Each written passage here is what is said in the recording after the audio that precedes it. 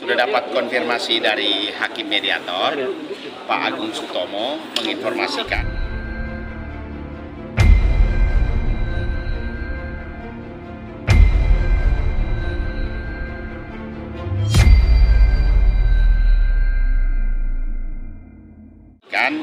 bahwa sidang mediasi, jadi kami datang itu tidak masuk ruang sidang lagi. Langsung bertemu dengan Hakim Mediator Bapak Agung Sutomo.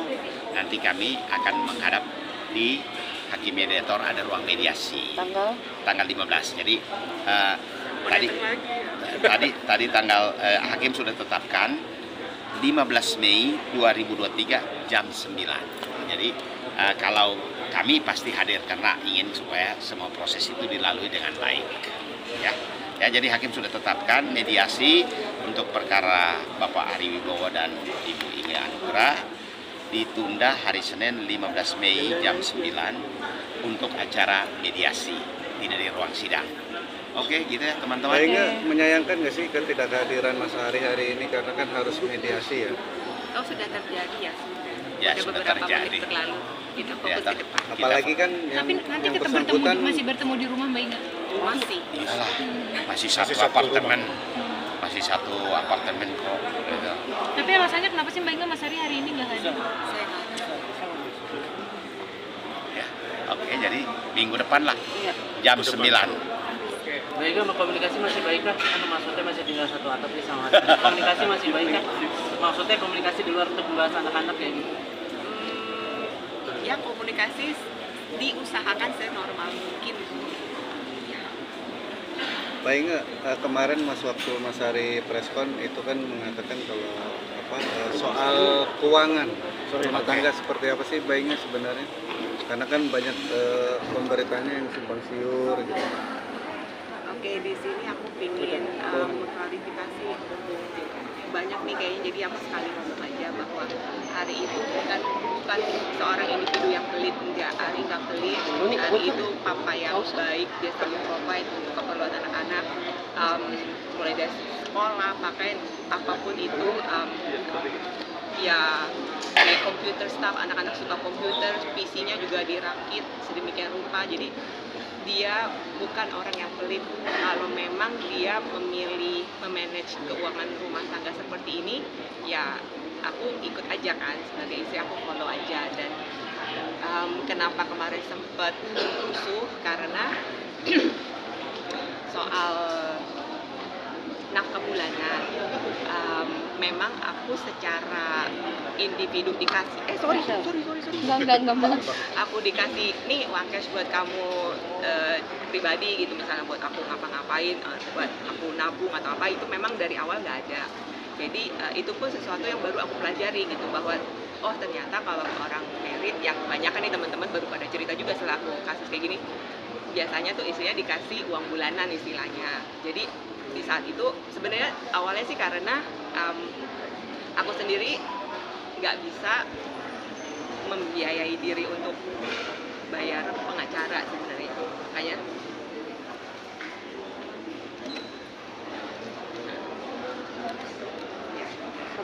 jadi kalau seandainya aku punya tabungan mungkin aku bisa membayar lawyer sendiri. Semua diatur Pak Ari.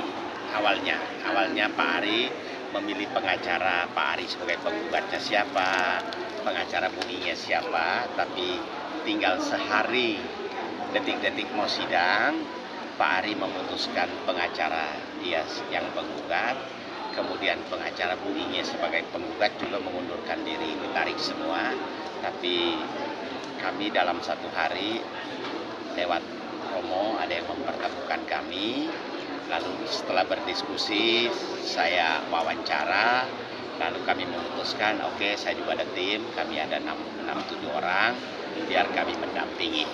Ya, yang dimana sidang tanggal 17 kemarin itu, mungkin ya di pikiran Pak Ari kan beliau sudah memutuskan kuasa hukum penggugat, pengacara Bu Inge sudah tidak ada, pengacara dia sudah tidak ada, beliau berpikir tidak akan hadir di pengadilan.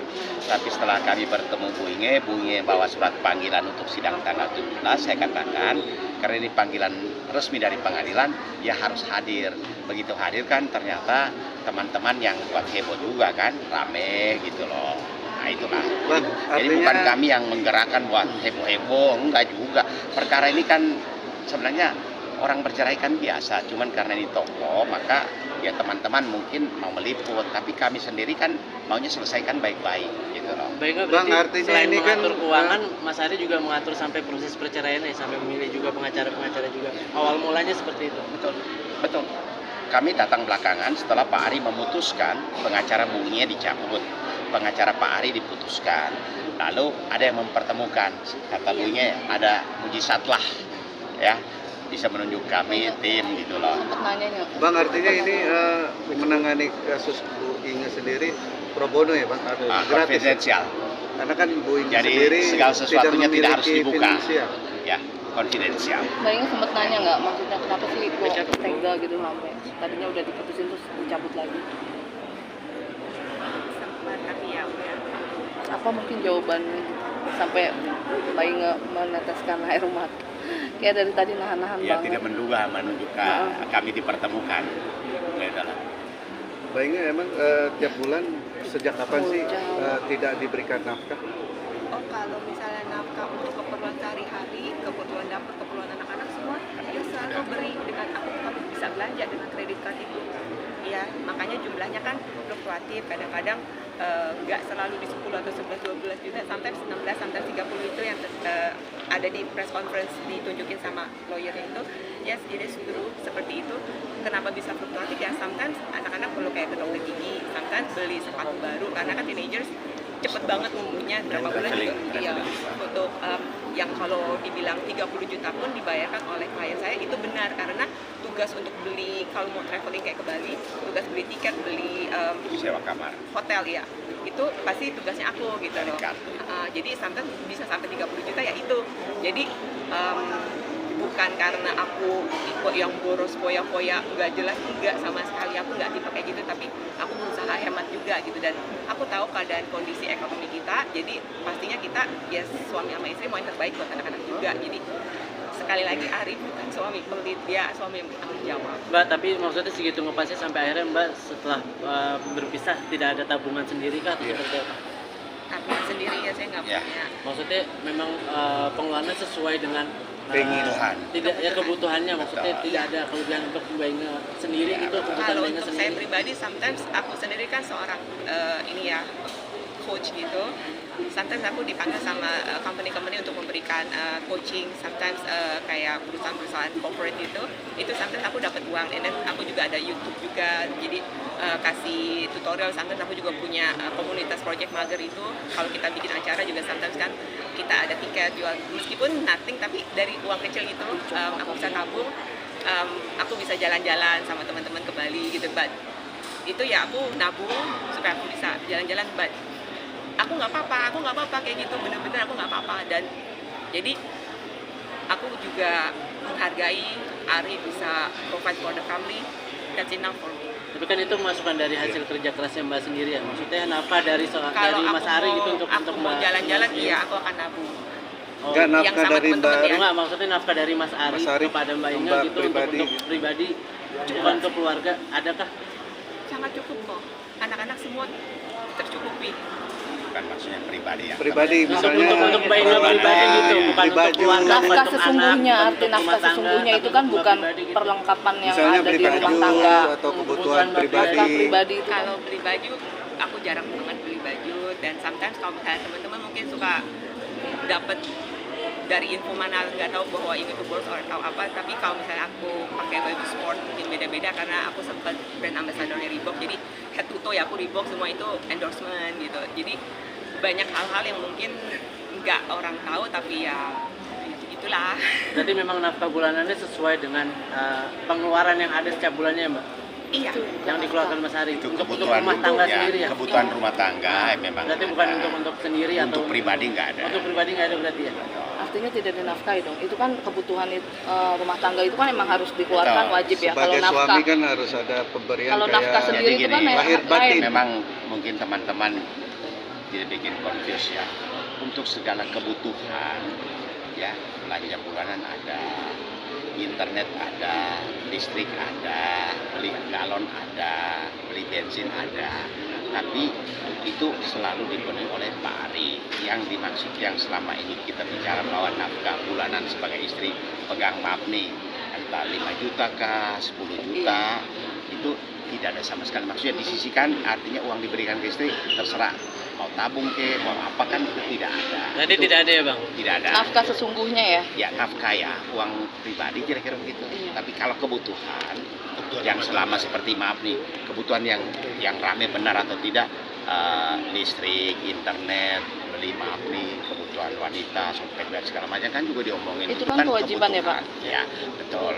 Kan istri harus dicukupkan toh. Ya. Tapi maksudnya ada yang suka bingung, misalnya Ya. kita lihat di medsos kan sudah dicukupkan semua, tapi itu benar, itu kan kewajiban suami. Itu kewajiban. Tapi Di yang luar maksudnya nafkah. bulanan buat istri, Istri, ya, khusus 5 buat istri. juta kah, 10 Iya, juta. 200.000 kayak ya kan.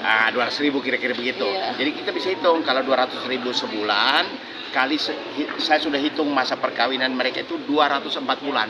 Jadi kalau Anda bilang 200.000 dikalikan 200.000 kali 200 bulan, oh mungkin 400 juta. Iya. Tapi kalau kita kalikan yang terendah aja 10 juta, berapa itu? Bang, hal ini juga akan dituangkan nanti di dalam persidangan untuk nafkah sendiri bang? Belum, jangan Tapi dulu akan kan dituangkan. belum. Nanti nggak boleh dibuka dulu. Oh, iya. Kalian suka mau lebih cepat aja, Baik, pelan-pelan aja. baik, Ini kan tiap hari kita main yang begini Iya, toh iya. orang cerai. Udah biasa Iya, iya. tapi tunggulah, Siap, ada siap. momennya. Ya, Mbak Inga, Mbak Inga, ada sempat- perjanjian pranikah kah sebelum ada?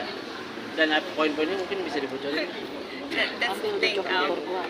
Again, dari pengalaman hidup saya, semoga ini menjadi pelajaran buat teman-teman. Jangan terlalu bucin ya. Like aku sign dan prenup, tapi aku nggak bother untuk baca gitu. Karena yang namanya nikah pasti mau selamanya ya. Nggak ada yang kepikir mau pisah kan. Jadi ya sign. Tangannya bagi bang. Jadi ya sign aja. Dan aku mau membuktikan ke Ari juga ya, that time bukan untuk harta gitu loh, karena emang cinta. Jadi cuman ya namanya wanita di luar sana, jadi jangan terlalu bucin ya. Ya. Berarti nggak nyesel ya mbak, maksudnya sampai Aku nggak nyesel sudah ya itu terjadi. ya, just fokus future aja. Mbak Inga, sempat orang tua juga memang memutuskan untuk tidak bekerja Mbak Inga. Kayak dulu bekerja. Dulunya aku pas balik dari Melbourne, aku bekerja untuk bidang education ya. Tapi setelah hamil Kenzo dan melahirkan, emang we both decided aku full time di rumah gitu loh. And then setelah anak-anak mulai besar nih, aku mulai tuh kayak apa ya? Ternyata passion aku untuk memotivasi wanita-wanita di luar sana untuk you get healthy, let's move. Jadi aku suka bikin event-event kayak gitu. Jadi lebih ke sana aktivitasnya setelah anak-anak besar ya. Setelah aku tahu mereka udah lebih banyak waktu di sekolah, udah lebih bisa dilepas ya.